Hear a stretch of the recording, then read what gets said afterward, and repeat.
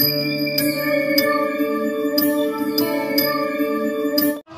आजा मैया, अरे शिव का करेला पुकार हो, आजा मैया शिव का करेला पुकार हो, आजा मैया शिव का करेला पुकार हो, अरे भुवर भुवर माधव में होई के सवार हो, आजा मैया, अरे भुवर भुवर माधव में होई के सवार हो, आजा मैया, अरे आजा मैया शिव का करेला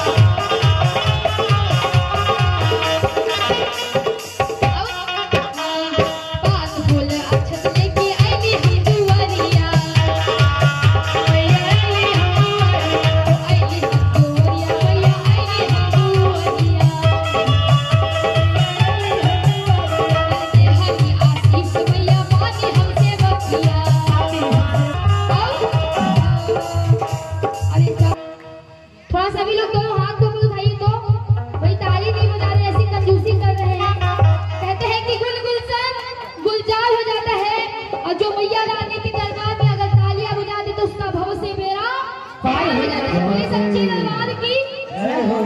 अरे आजा मैया, अरे शिव का करेला पुकार हो, आजा मैया शिव का करेला पुकार हो, आजा मैया शिव का करेला पुकार हो, आजा मैया।